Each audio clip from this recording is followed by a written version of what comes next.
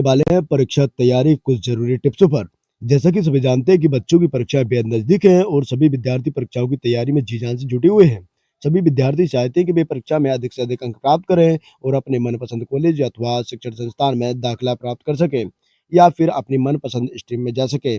विद्यार्थी अपनी तैयारी में कोई कोर कसर बाकी नहीं छोड़ना चाहते और उन्हें जहां कहीं से भी परीक्षा उपयोगी टिप्स या उपयोगी बातें सीखने को समझने को मिलती है, वे उस दिशा में दौड़ने लगते हैं। ज़ाहिर-सी बात है कि सफलता प्राप्त करने के लिए सभी विद्यार्थी हर संभव प्रयास करते हैं। विद्यार्थी को एक अध्यापक अथवा उसके अभिभावकों को और माता-पिता से अधिक दूसरा कोई नहीं समझ सकता। हाँ, कभी-कभी पीयर ग्रुप अर्थात विद्यार्थियों के साथ पढ़ने वाले उसके सहपाठी भी उसको समझने लगते हैं और वे एक-दूसरे की काफ़ी हद तक सहायता करते हैं, जिसका सकारात्मक परिणाम भी देखने को मिलता है।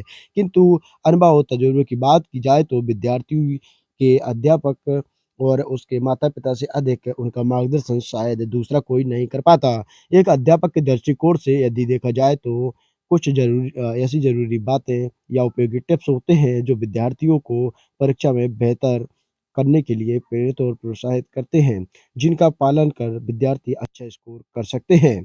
आइए हम कुछ परीक्षा तैयारी संबंधी टिप्स आपको बताते हैं। किसी भी परीक्षा की तैयारी करने से पूर्व विद्यार्थी को स्वयं के भीतर सकारात्मक दृष्टिकोण पैदा करना होगा। अर्थात उसे यह समझना होगा कि कोई भी परेशानी या मुश्किल ऐसी नहीं है जिसे वह सुलझा ना सके। अर्थात पढ़ाई में ऐसी कोई समस्या उसके सामने नहीं आएगी जिसका समाधान वह ना कर सके।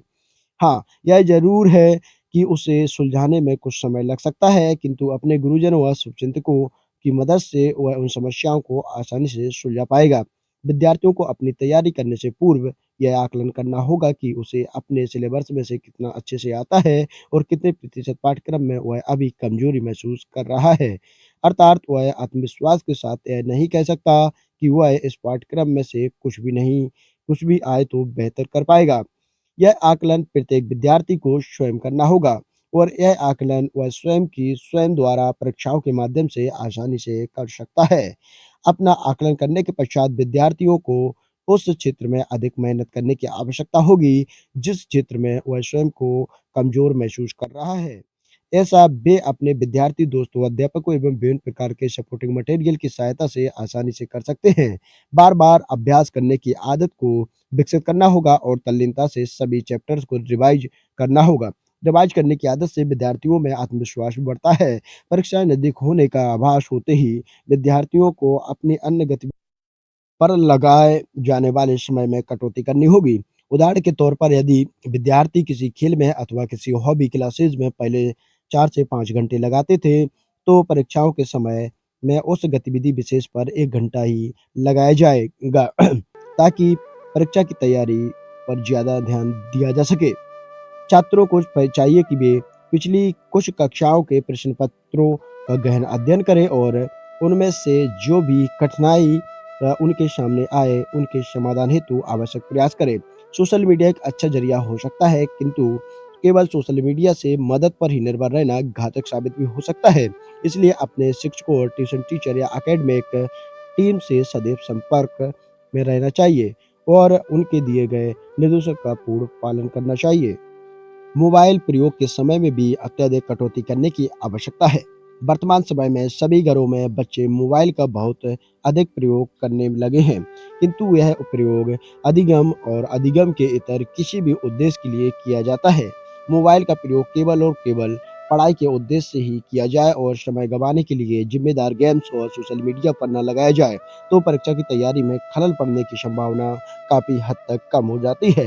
मोबाइल पर रोक लगाने की दिशा में अभिभावकों को एक महत्वपूर्ण भूमिका निभानी होगी एवं बच्चों को समझाना होगा कि कोई भी शौक और गतिविधि उनकी परीक्षाओं से बढ़कर नहीं हो सकती और अच्छे अंक प्राप्त करने के बाद उन्हें वांछित समय दिया जाएगा, जिसमें वे अपने अन्य शौक जो कि अ, जो सारे जी भर कर पूरे कर पाएँगे और मोबाइल का प्रयोग भी कर सकेंगे। परीक्षा तैयारी के समय बच्चों को सामान्य से अधिक मेहनत करनी पड़ती है, जिसके लिए उन्हें पोषण भी सामान्य से अधिक दिया जाना चाहिए। बच्चों के अभिभावकों और माता-पिता को परीक्षाओं के दौरान बच्चों का विशेष ध्यान रखना चाहिए और उनके खान-पान को संतुलित बनाना चाहिए। ऐसे दिनों में बच्चों की डाइट में भरपूर मात्रा में लिक्विड, सलाद, फ्रूट, जूस और ड्राई फ्रूट्स शामिल किए जाने चाहिए।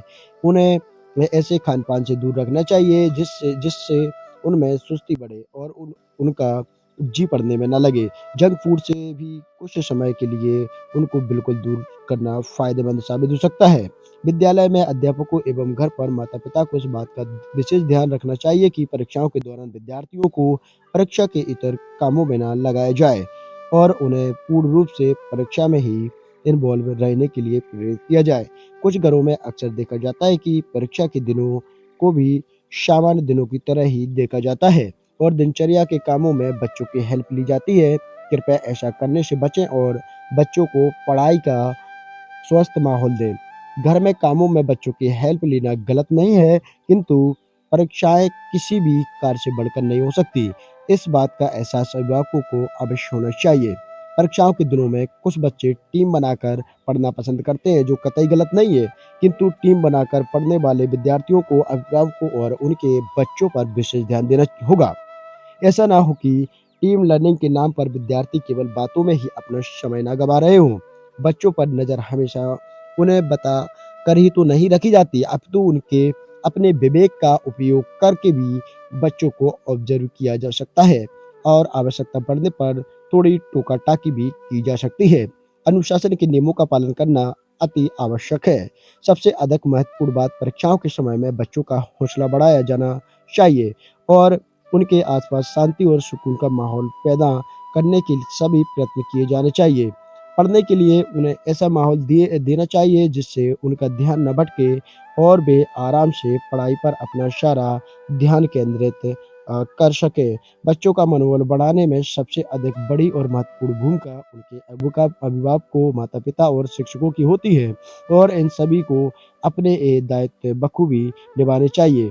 बच्चों को कठिनाई का सामना करने हेतु हिम्मत देनी चाहिए, साथ ही उन्हें अधिगम और आसान बनाने के लिए आवश्यक सहायक सामग्री उपलब्ध कराने का जिम्मा भी अभिभावकों और शिक्षक का ही होता है। आपको यह हमारी जानकारी कैसी लगी? अगर यह जानकारी आपके काम आई हो तो कमेंट कर हमें ज़रूर बताएँ।